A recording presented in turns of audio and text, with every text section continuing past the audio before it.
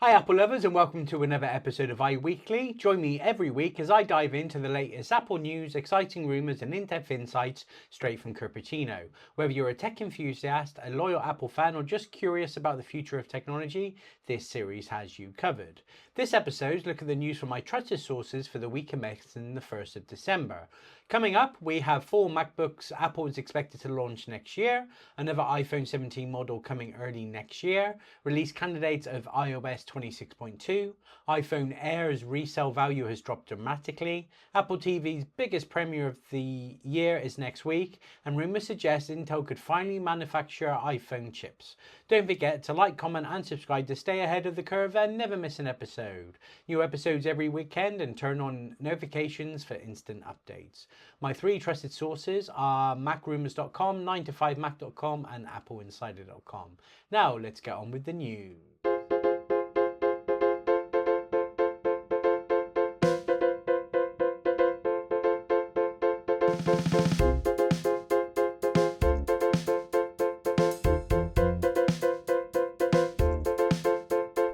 Okay, so let's get cracking. So on Monday, the 1st of December, over at MacRumours.com, here are the 4 MacBooks Apple is expected to launch next year. So we're still hearing this low-cost MacBook. This rumor isn't going away, so I'm pretty sure it's going to happen. It's probably just the timing in question, but apparently it's not going to have an M chip. It's going to have an A18 Pro chip in it.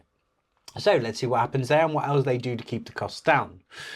We've got the M5 MacBook Pro, but we're going to get the M5 Pro and the M5 Max, and we should also expect a MacBook Air with the M5 Pro chip.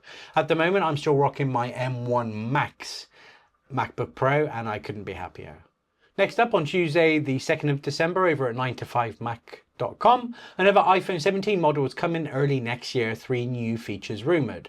So this is the 17E.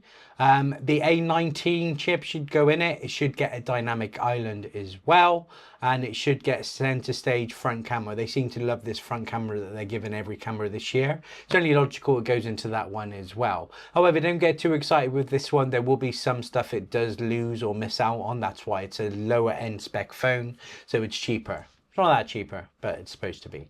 Then over at AppleInsider.com on Wednesday, December the 3rd, release candidates have come out for iOS 26.2, macOS 26.2, iPadOS 26.2, watchOS 26.2, tvOS 26.2, visionOS 26.2, which means this week, as in Monday the 8th of December, we should get the public release, and it'll probably be the last one this side of Christmas.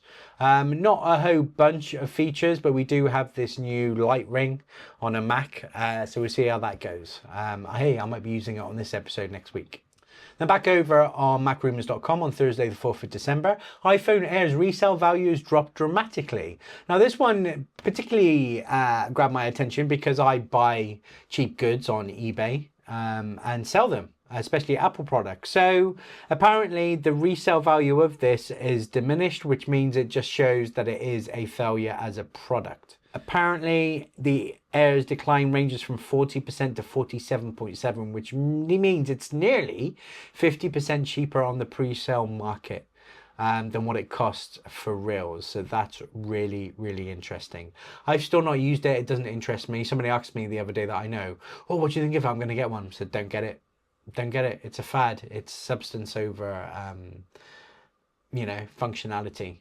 I don't think we'll see another one. Then back over on 9to5Mac on Friday, December the 5th, Apple TV's biggest premiere of the year is next week. So on December the 12th, you will get the F1 movie if you haven't already seen it in the cinema or downloaded it somewhere you shouldn't have done.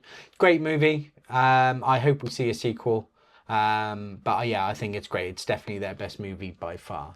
And then lastly, over at AppleInsider.com, rumors suggest that Intel could finally manufacture iPhone chips. So Intel has never made them.